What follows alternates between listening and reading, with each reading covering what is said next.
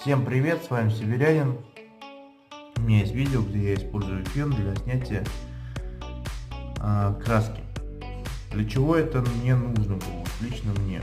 Полы, так как у нас постройка очень старая, мягко говоря, полы скрипят.